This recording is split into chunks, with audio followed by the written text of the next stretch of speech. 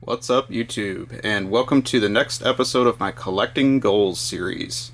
Today we're going to take a look at a subset that was really fun for me to put together because this is one of my all-time favorite game series, and that is the series of all of the Shinobi games for arcade as well as console and handhelds. So we'll take a look at kind of all three platforms that the series stretches across. What I can tell you if you're new to my videos is I have always been a huge fan of ninja action games, and I feel like Shinobi is one of the finest series of those that is out there. That being said, though, this series is pretty convoluted. There's a lot of different platforms that these games appeared in, sometimes long stretches with no activity whatsoever, and then reboots that brought the series back. And now we're kind of again in one of those periods of inactivity, so I could maybe see the series coming back at some point. So really what I'm going to do in this video is walk you through all of the Shinobi games I own, somewhat chronologically as best as I can. We'll take a look at the arcade versions as well as the home console and handheld versions, as I said. So let's really start at the top and really look at where the series originated back in 1987, and that is the arcade PCB Shinobi. I do actually have the original arcade hardware, so we'll take a look at that here. Try to pull it on screen. This is a Sega System 16 board, which was a very popular platform that they used during the mid-'80s. Pretty revolutionary as far as what it could do compared to a lot of the arcade hardware of the day. A couple drawbacks to the system, though, is it is not JAMA, so if you want to play this on a JAMA cabinet, you do have to get a easily available adapter, which I have, but it's in a different room. And then just another thing to note about these boards is they do have batteries that can suicide the board. So this one has had some repairs. I've had to replace a couple ROM chips and have done a video on how to do that process as well. It's pretty simple to do, but just know that that's part of the fun of maintaining one of these in 2020. Really enjoy the original arcade game. I can honestly say I didn't play it a whole lot as a kid. I learned about the Shinobi series much later, but I think if this had been available in many of my local arcades, I would have played it a lot. The game is highly replayable, has a good level of challenge. I would say it's not a game you're going to blow through your first time, but also isn't unreasonable. So it really just encourages you to keep playing and feeding it quarters if you're playing it in the arcade. Really enjoy this board and happy to have it in my collection. And as you can see in the background here, I do have the original marquee that goes with it as well. Wouldn't mind having a dedicated Shinobi cabinet, but honestly this plays just fine in my candy cabinet and works great to play the game that way. Soon after that original Shinobi game, we got the sequel to that, and that is Shadow Dancer. So we're going to take a look at that one on arcade, and then we'll move over to the console games. So this game came out in 1989. I also have the PCB for this one as well. This one is on a similar hardware. This is Sega System 18, so it had some enhancements over the 16 platform. Number one, this is a strictly JAMA compatible board, so you don't need to mess around with special adapters. Overall, you get a lot more memory and a little bit extra, graphics kick to this hardware. They didn't really use the System 18 as much as the 16, but still some good classics came out on this hardware. Really enjoyed having this arcade board. This game has gone crazy in price, and it's kind of funny that whenever I got my JAMA cabinet in the, I guess, early 2000s, this was one of the first arcade boards I ever bought, and it was extremely cheap at the time. One of my local video game stores actually had this in the store for sale, and I picked it up, I think, for like 50 or 60 bucks. So really did it very nice on that one, and have kept it ever since. Really enjoyed the game as well. And the other thing that was nice about this particular board is not only has it been reliable, I haven't had to do anything to it, but this one also came with the original marquee for it too. So got that as part of the deal.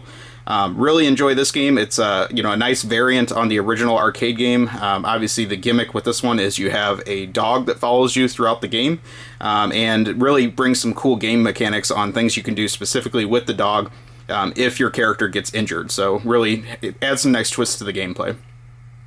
Overall, again, that's another game I didn't play in the arcade back when it originally came out, unfortunately, but I'm sure I would have enjoyed it for the same reasons as the original, and I think it really holds up well today with that, similar challenge, but not too hard aspect of the original.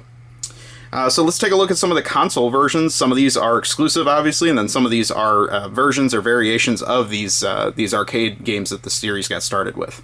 So soon after the original arcade game came out, that's when we started to see the flood of ports of this game to home consoles. Also, a lot of computer systems had ports of Shinobi. I'm definitely not going to go after all of those, but really there's some interesting ones here to take a look at. So probably the best known of these is the Sega Master System version. This was a good selling game for the system, and suitably so. I think it really did a nice job with what the limitations of the Master System are of bringing this game to the home console. Really, some things that it does well is it maintains the mini games in between levels, shooting ninja stars. Really, they did a nice job maintaining that aspect, and the speed of the game plays pretty well too. Obviously, there's some cut downs in sound and graphics and things like that to fit the platform, especially for an earlier Master System game of around 1988 era. So overall, I could recommend this one if you're looking for something for your Master System, and if you're just looking for a cheap way to experience the original Shinobi, I think it does a suitable job. Then we have the less fortunate NES version. Understandably so, this one had some weird ways that it came to the system. Obviously, Nintendo did not want competing Sega games on their hardware, considering that was their their platform rival in the business. So we had the situation where the unlicensed company Tengen was bringing over versions of Sega games to the NES, but not being licensed by Nintendo. So this game, unfortunately, suffers in quite a few ways. Very, just kind of chunky gameplay. Doesn't play very well. The sound is not good at all, and I think it really shows the limitations of what they were trying to pull off. I can imagine this would have been handled a lot better if a true Sega affiliated partner was bringing this home console version. But nice to have it regardless. The artwork is a little bit generic as well, but nice to have it. Like I said, regardless. Probably the most interesting of these variations of the original Shinobi is the one for PC Engine. This one we did not get here in the US as a TurboGrafx game, unfortunately. But this one has the best artwork of those three, obviously. Pretty easy to tell that. Really tries to keep some authenticity of the arcade game. Strangely enough, though, Sega did not handle this one or even handle it over to NEC Avenue, who brought a lot of the Sega arcade games home to the PC Engine. They handed this to a much smaller developer, Asmic, and I would say with mixed results.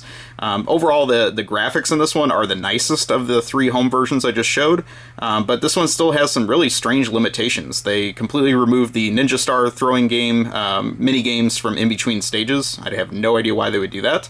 And also just some other strange things they tweaked, like some of the arcade levels don't necessarily match up directly to the flow of this PC Engine game.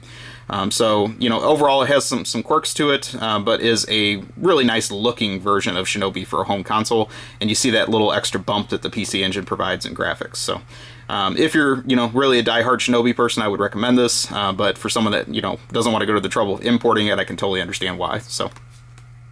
those are really the home versions of the original Shinobi, and then really here's where you start to see it splinter out into different versions for home consoles. So then we got the excellent Revenge of Shinobi for the Sega Genesis. This was, I believe, a launch game in Japan, or at least very soon after, and one of the earlier releases we got in the US as well. I think this came out in 1989. This one is just, excellent Yuzo Koshiro music, great tight gameplay, again has a nice challenge level and balance to it. Some of the stages have some pretty interesting designs that deviate quite a bit from where the arcade game was going, but still keeps true to the Shinobi character and really what the series was all about. What is interesting about this particular Genesis version is this is what is known as the 1.0 version of the game, but there's also several other versions that came beyond that. And what that was due to was copyright issues. So this game has the likeness of Spider-Man, Batman, the Terminator, I believe, and Godzilla all included in here. And what you'll see over the variations as they changed versions of this game is they did color palette swaps or removed characters entirely when there was some complaints about those copyright issues. So very interesting to see how this one evolved.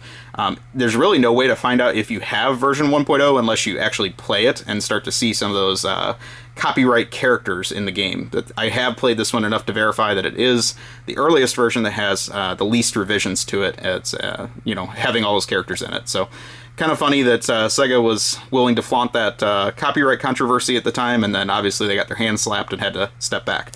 But really can recommend this one. I think a very well-known game and very big seller for the Genesis.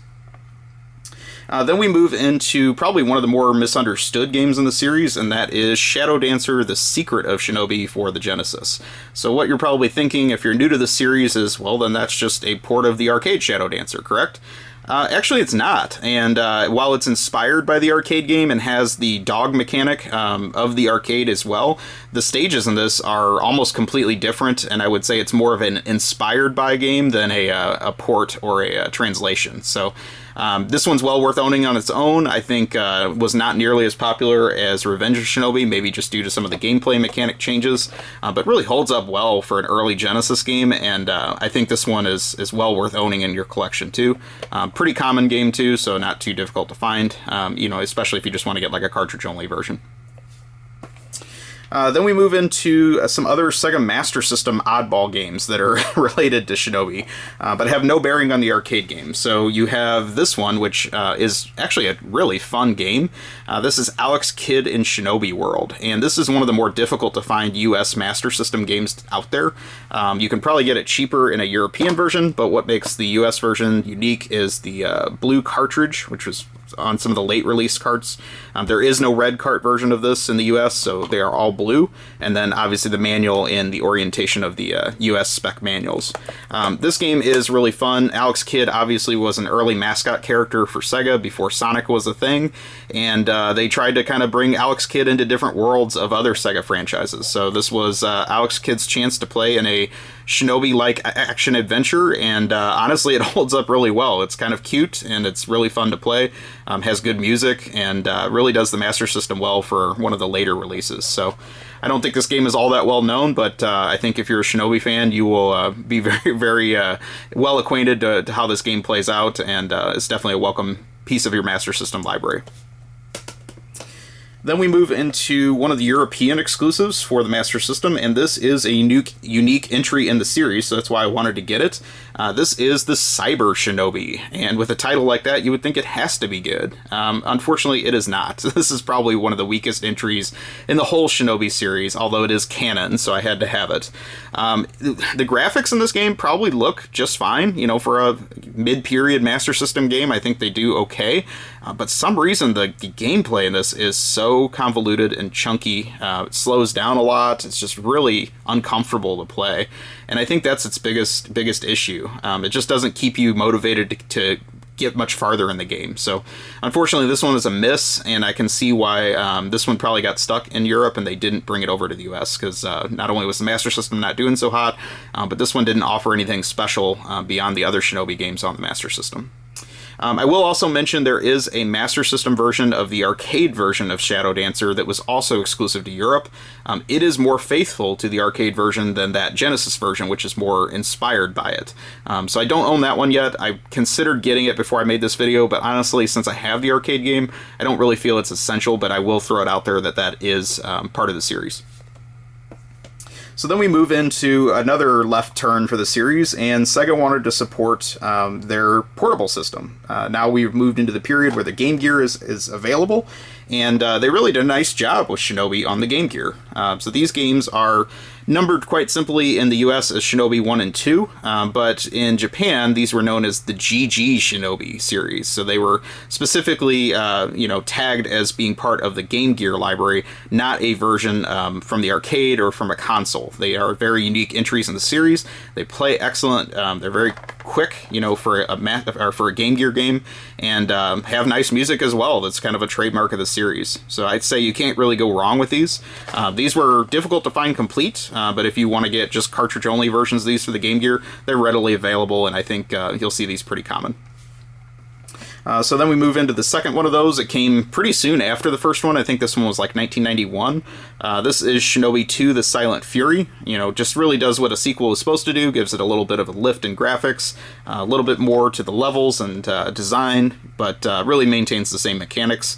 And again, this is unique to the Game Gear. There is no Master System version of these, as there was for a lot of crossover between the Master System and Game Gear with similar hardware. So that being said, really definitely recommend both of the two Game Gear releases if you like portable and have a way to play these today.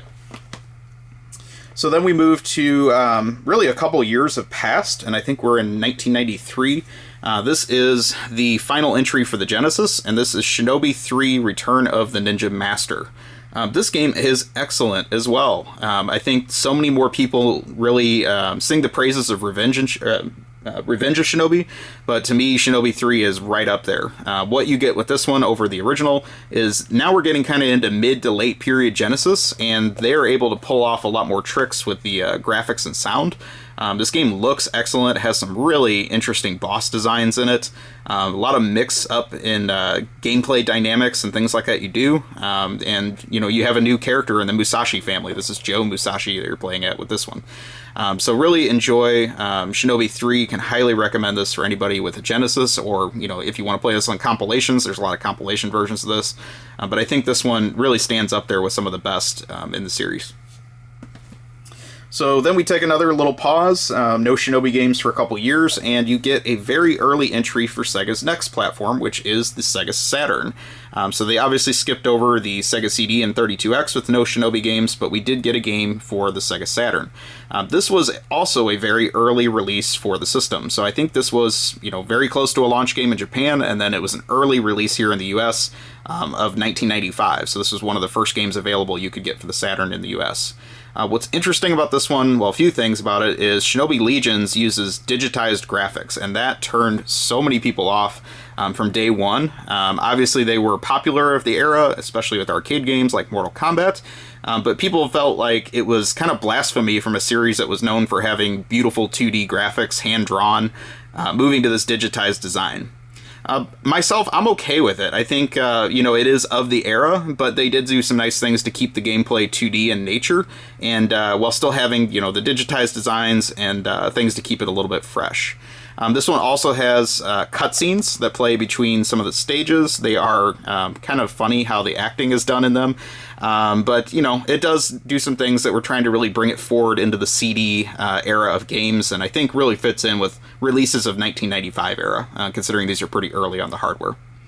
This one is also interesting to me because Sega didn't even want to bother with this game in the US. They did not choose to bring this over themselves, even though it was their own franchise. And this one was farmed out to, again, another small developer, Vic Takai, to do the US translation on this game. So overall, this one is a decent entry in the series. I would say it's not as essential as some of the ones we've looked at so far, but I can't knock it. I think Shinobi Legions is a game I can still sit down and play and have some fun with. So then here we get into a huge gap in the Shinobi series. There's like no Shinobi games for 7 or 8 years at this point. And finally, we get a reboot, and it is time to see where the series goes next. So Sega brings it back with their internal development team. I think WoW Entertainment is the one that put this one together. And this is just generically named Shinobi, as a true reboot should be, for the PS2. So you have a very stylish game. I think, the dynamic of this one that makes it so stylish is the red scarf that the character wears and kind of flies around as you're slicing and dicing. It is now brought into the 3D world, which can be kind of a mixed effect, with things like the camera being not necessarily up to snuff. And then just, I think overall, it did a nice job of maintaining the series being known for difficulty, but ramped it up a little too much. This game is brutal, to be honest, and I think a lot of people really struggled to get too far in the game overall. One correction, I do see it was brought over by Sega Overworks, not necessarily WoW Entertainment, but another sub-team of Sega at the time that was known for some quality games. So overall, I would prefer to watch somebody play this game than probably actually play it myself, because I think the style holds up today even very well, but overall, it is such a difficult experience, it's tough to really stay on board.